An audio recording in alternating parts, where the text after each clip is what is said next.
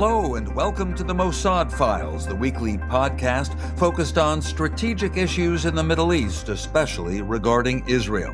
I'm Dan Raviv, co-author of 6 books about Israeli intelligence and security agencies, notably the Mossad, and the much larger military intelligence agency known as Aman.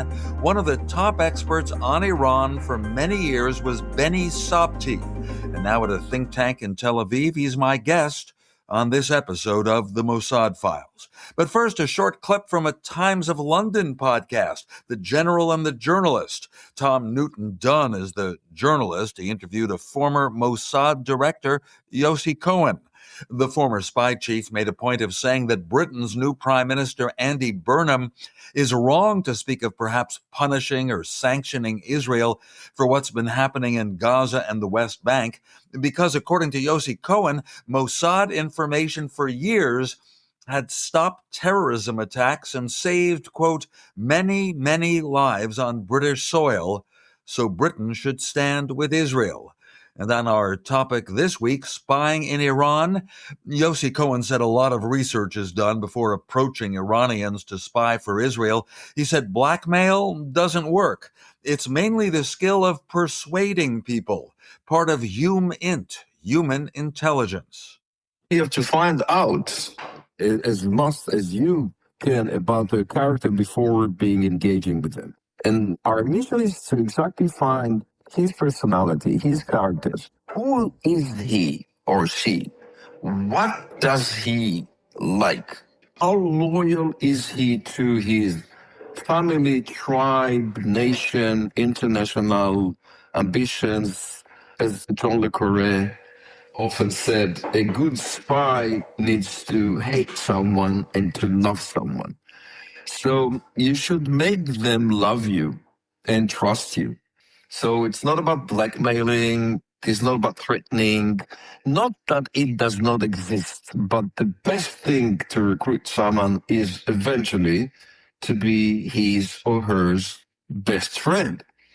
And say, this kind of a mutual trust because you know everything about them, they know nothing about you. A former Mossad director, Yossi Cohen, from the Times of London podcast, The General and the Journalist. Later, you'll hear Beni Sabti say there's a huge number of Iranians happy to help Israel defeat the Islamic regime. Before the Beni Sabti interview, a brief book plug. With Yossi Melman, I wrote an inexpensive ebook called Target Iran on how the Mossad penetrated that country. And our wider history of Israeli intelligence is a book called Spies Against Armageddon by Dan Raviv and Yossi Melman. Stay tuned.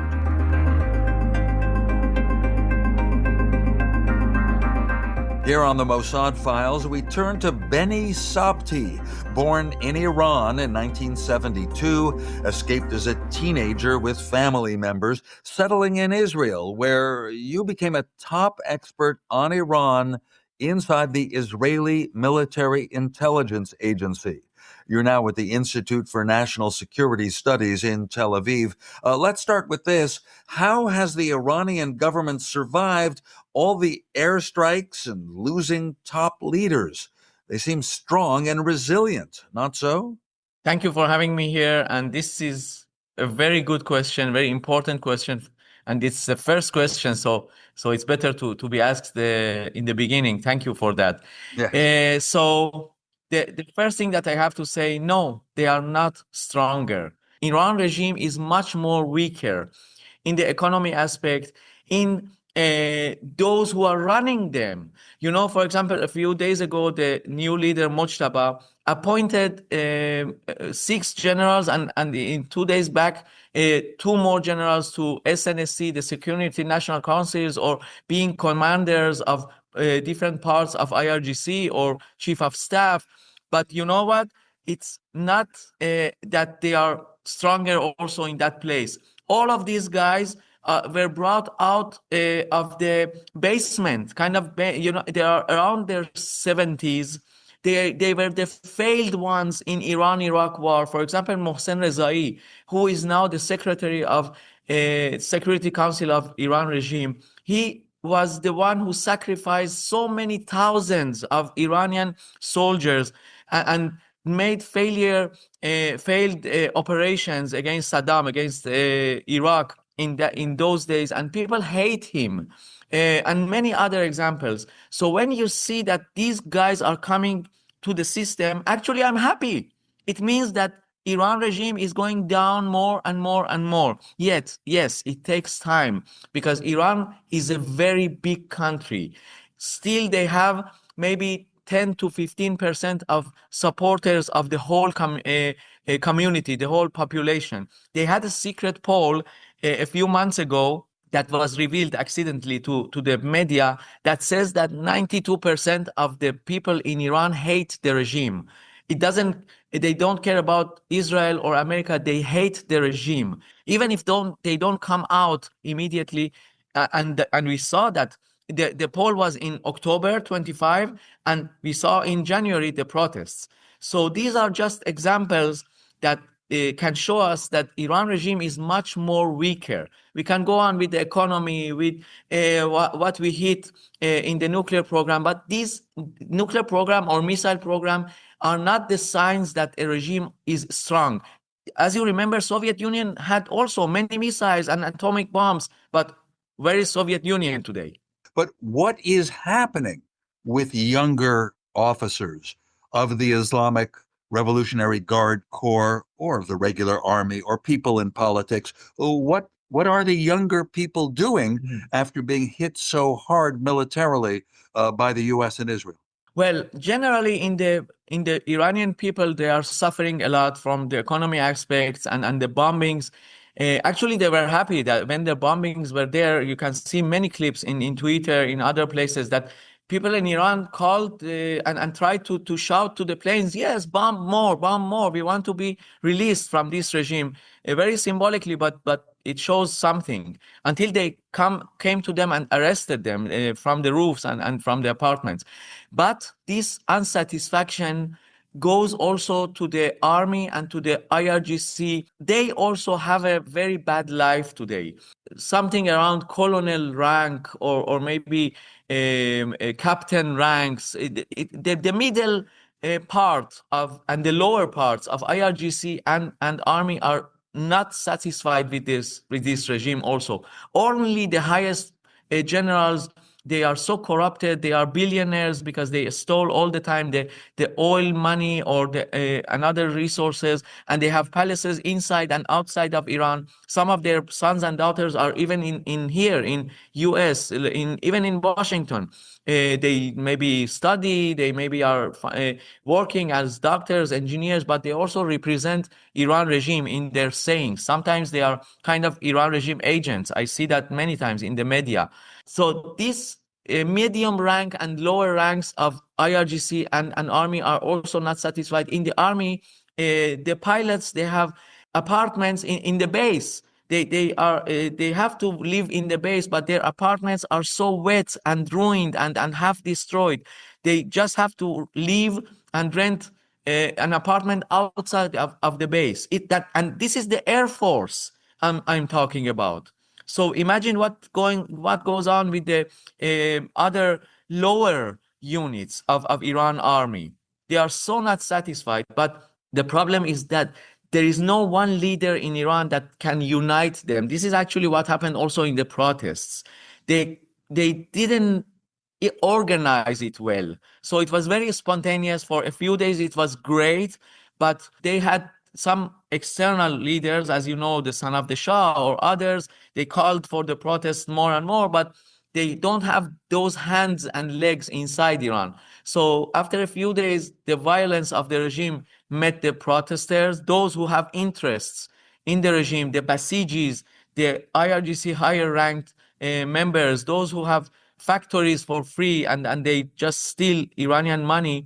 They came out and they just shot 50,000 people or maybe more, and they took it back. But again, as I said before, it doesn't make you stronger. If you shoot your people, it just makes them more angry and more angry. The next round can be, in a few minutes when we are talking, and maybe in a few weeks or months, because this anger is not away. And a fantastic example that happened a few days ago.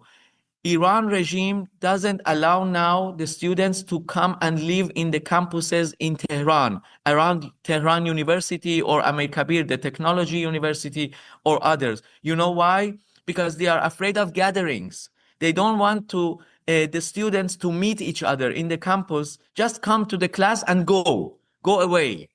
And this is a fantastic example for me that they don't want to see them to sit together and be angry together, and all this energy can come against the regime.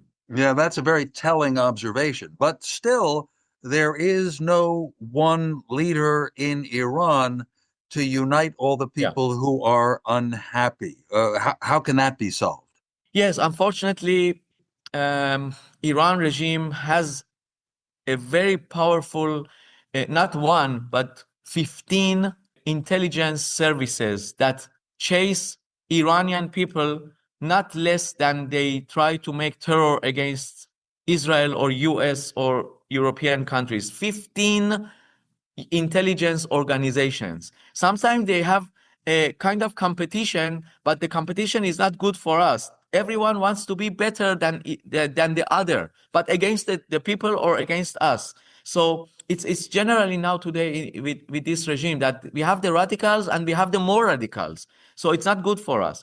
And these agencies chase all the time the people and look.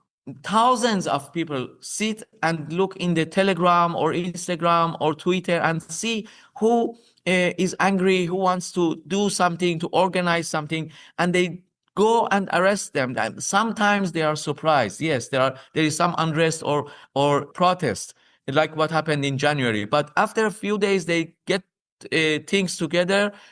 They manage to arrest the leaders or the medium rank leaders, and they neutralize the thing. So this is the main problem. The one, it's like, again, just like Russia, Iran regime is like very, very similar to Soviet Union or what happens today in Russia. The way Putin came out of an intelligence agency, it's like that also in Iran. They really believe in chasing people and watching them and seeing and listening to what they talk about. So they are there all the time, and it makes it very hard for protesters to be there. Shah fell because he began not to listening to the people, so they didn't pay attention to what is coming. But Iran regime is very strong in that place. Well, there you are, still a regime that's difficult to overthrow. There were the military plans, and there was a more complex plan. We're speaking here on the Mossad Files with Beni Sabti, an expert on Iran with the Institute for National Security Studies in Tel Aviv. Before that, in the Israeli military, in the intelligence directorate, studying your native country, Iran. Now, everyone knows by now there was a Mossad plan, right, that Prime Minister Netanyahu brought to the White House, that the Mossad was part of saying, hey, it is possible to topple the regime, right? There could be tens of thousands of Kurdish fighters who could enter the fight. And Ahmadinejad, former president, enemy of Israel, apparently agreed to be an agent of the Mossad and then changed his mind. So all in all, how do you regard the plan that Israel brought to President Trump early this year? Was there anything good about the plan?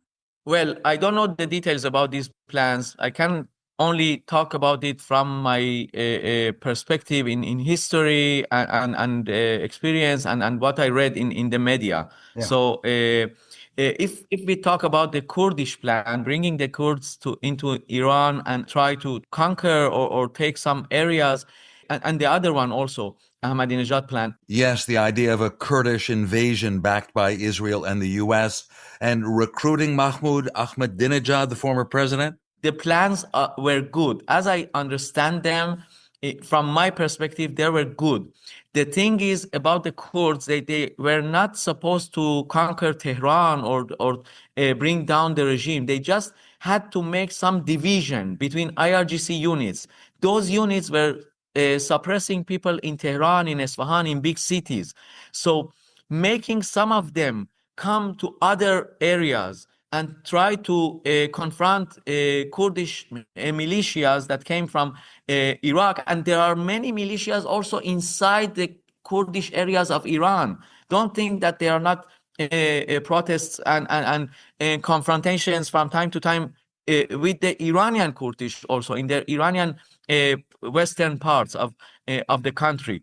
So this thing was supposed to make a division and make it easier for the Iranian people in the big cities to make more protests and maybe weaken the regime until maybe even it falls. And the recruitment of Ahmadinejad, did that Yeah. make sense? Or do you, as an intelligence analyst for many years, feel, oh, we've only probably heard a tiny part of that plan? It makes sense because since his second term of presidency in 2011-12, Ahmadinejad turned against the regime. And we saw all the signs through the years. So it was a good potential to try to recruit him or talk to him or something. And we knew that according even to Iranian regime sources in media even, at least 25-30% of the Iranian people still love Ahmadinejad because he was kind of socialist. He brought some bread and free things to the people, so they loved him. So thinking about that was a good idea. But to where they made the progress, I'm not sure that he was a real agent. Maybe there was an attempt to make a contact, that false conference in Hungary, if I'm not wrong, that they made and trying to talk to him. I think there was kind of a try to make a contact to him, but recruiting, I don't think so. And one very physical thing that happened in the middle of the war tells me that some of the story that was told in the media is not true. You maybe heard that Israel bombed one side of the Ahmadinejad building to rescue him, to make him run away from the other side. Yeah. But I have something to say about buildings in Tehran. If you bomb even, I don't know, 300 yards from the building will fall. The buildings in Tehran are very weak, are very old. You cannot bomb one side of the building and help only hope only to kill the guards and not. Ahmadinejad was dead if it happened right, really, like it was told in media. So I don't believe that he was in our hands, if I can call it in that way, totally. He was not an agent. Maybe there was some attempt of checking and trying to talk to him and changing a few sentences, but not more than that. Okay. And would you give me your insights? Don't reveal secrets unless you want to, as to the Mossad penetration of Iran, right? I have written with Yossi Melman that there were many dozen non-Israeli agents of the Mossad, right, inside Iran, specifically at the beginning of the war in June of last year, and that frankly the Mossad has found that it can go in and out and understands Iran very well. Would you say that's true? Yes, this can be very true. I go back to that poll that I talked about, and there were many polls through the years that show us that millions of Iranian people are not satisfied and hate the regime, and they love Israel. There were other polls that showed us in other years, in 2021, for example, showed us that they love Israel. And you see sometimes that the Iranians in diaspora, for example, demonstrate with Israelis, and their uncle inside Iran also is against the regime, and he doesn't hate at least Israel. They have this slogan since 2009, and it says in their protests, "No to Gaza, no to Lebanon. I'm only for Iran." I will say please in Farsi, "Na Gaza, na Lebanon, janam fadai Iran." It means a lot. It means I don't want to give my money to the terror program to kill Israelis or Jews. It doesn't bring me any benefit. So if you have so many millions of unsatisfied people from the regime, of course, many of them will come and be recruited voluntarily. I remember some friends, old friends from the 90s that told me some stories that Iranians, they came to some Israelis just in the cafes in Paris or everywhere, where I can go to the Mossad and be volunteer to do something against this regime. So if it happened in the 90s, imagine what can happen now. And I really believe that there are tens of thousands maybe inside Iran, and they try to catch them, and they don't succeed. They hang from time to time some people, but I don't think that they are going to the right agents. So some of them, of course, understand more about technical things. Some of them I understand about the addresses of IRGC members. Can you imagine how all these generals were hit, all these nuclear scientists were hit so easily in one night, in half an hour? How did it happen? Of course, an Iranian that has, he hates the regime, and he has a neighbor who is a general in IRGC. Of course, he can come and rat on him, have a few $1,000s for that, and it's huge amount of money in Iran. He has an economic problem. It's a very good deal in Iran to be an agent of Mossad. So I really believe in that. I heard that Yossi Cohen also said that they had many trips, for example, around nuclear facilities in Iran. I really believe in that. Yes, the former Mossad director, as you say, Yossi Cohen, revealed or claimed in recent days that agents of Israel had been, made it sound like inside Fordow Mountain, that nuclear facility. I mean, quite a claim, and even making that claim often, weakens the Iranian regime. What about views toward President Trump? In January of this year, he said help is on the way, signaling that the U.S. might take military action, which it did. But then he stopped after 39 days. How do you think Iranian people who hate their regime regard President Trump right now? Yes, it was a very blessing call and saying, and it brought many millions more out to the protests. Unfortunately, for some reasons, he didn't call more and more for them to come out, or the help came very late. It happened in the protests were in the beginning of January. The war was in February 28th. Between that, of course, Iran regime slaughtered so many Iranians. But still, Iranian people, I see so many tweets, so many sayings in Instagram, everywhere, that they trust Israel and U.S. administration, U.S. president. They really look on them as the saviors. Of course, U.S. doesn't have to bring any troops to Iran. Just to remember, there are millions that they hate their regime. Just giving them hope with these callings. The words matter in Iran more than shootings and more than missiles and more than bullets. When you give hope, just as President Trump did with that tweet, help is coming. It's a lot for Iranians. Iranians are more motivated from the psychological part. This is actually what I did many years in the academy, in think tanks, in the army, in the very beginning of my career about Iranian issue. So if you give them hope, words, the right words, it can work. It can work. You don't have to bring troops and all these billions of dollars. Just talk to them. And some of them are still waiting for President Trump. They write it.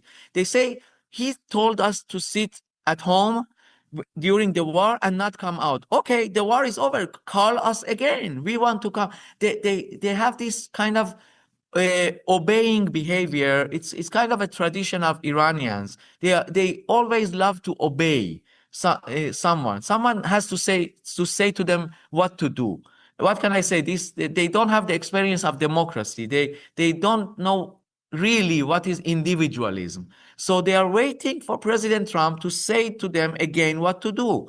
And I hope that the administration will wake up and not making deals, false deals, that Iran regime won't be loyal to them, of course, like we saw in this MOU or other things, and going to the right parts of Iran. I don't know, maybe they can, their administration can cooperate with some external leaders who are Democrat and liberal, of course. This is the main important thing. the Iranian regime, people are waiting for those words again. And Israel, of course, did all time and worked about the words, maybe from 2014, 15. Oh, I have a scoop for you. Yes. You remember those clips of Netanyahu that he talked to the Iranian people that Yes. if you need water, we can bring you. I was part of producing that. So yeah, You he have brought helped the me Israeli to, people talk to the Iranians for that purpose. Let me just come back to President Trump in our exactly. remaining moments. You've surprised me a little bit. You Yeah. haven't expressed disappointment with Trump. You hope he will say more to call people into the streets and be active. But lately, he's interested in opening the Strait of Hormuz for the sake of commerce and getting down the price of oil and his own political interests in the U.S. You're not Yeah. disappointed as of now by Trump? I'm disappointed of not understanding Iranian people and Iranian regime in the proper way. Iran regime took hostage again. In 2026, the hostage is not those people in US embassy, is Strait of Hormuz. They are so good in taking hostages. So this is the new hostage. And of course, I understand the US pressure about releasing it and then bringing the prices to a lower place. But I know from my knowledge from the Iranian side that you cannot cut any deal with Iran regime. So the better you confront them, you frighten them like you did before.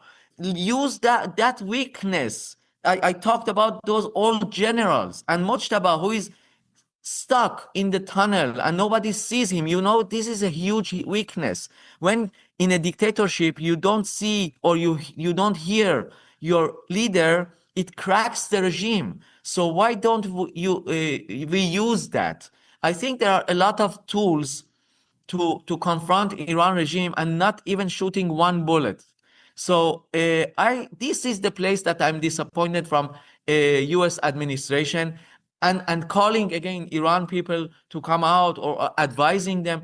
Yes, I'm a little disappointed, but I have this hope that things will happen like I'm talking about, because Iran regime is a dictatorship, is a fanatic Islamic regime that wants to also destroy US, not only Israel. Look only on their propaganda. They shoot White House or Statue of Liberty in their posters, and they want to assassinate your president. So the sooner we take care of them, all of us will be released about Strait of Hormuz, prices, commerce. Iranians will be happier. Israelis will be happier. So sometimes you have to confront really and not take back because they will come further and further. I know I'm catching you during a visit to Washington, D.C., so very appropriate remarks. Beni Sabti, based in Tel Aviv, with the Institute for National Security Studies, a veteran analyst with the Israeli military, a man born in Iran who still follows everything there, politics and culture, very closely. Beni Sabti, thanks for speaking with me. Thank you very much.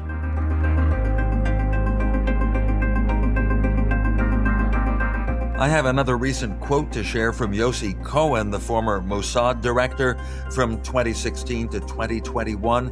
He made news for something he said during a speech in Israel, that Mossad agents many times had walked around the Fordow nuclear facility in Iran, the one buried deep inside a mountain, the one that the U.S. bunker buster bombs hit in June of last year.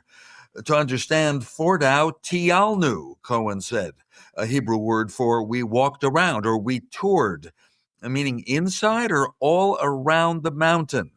In the world of espionage, sometimes all we get are some hints. Cohen did say that Donald Trump's decision to bomb Fordow was the fulfillment of a long-held dream for the Mossad. Thanks for listening to this, my 80th weekly episode of the Mossad Files. Kindly post a review on the various audio podcast sites. When it comes to my books, co-authored with Yossi Melman, there's a low-priced ebook called Target Iran on how the Mossad penetrated that country, and our much longer history of Israeli espionage and security agencies is a book called Spies Against Armageddon. Till next week, I'm Dan Raviv with another page from the Mossad Files.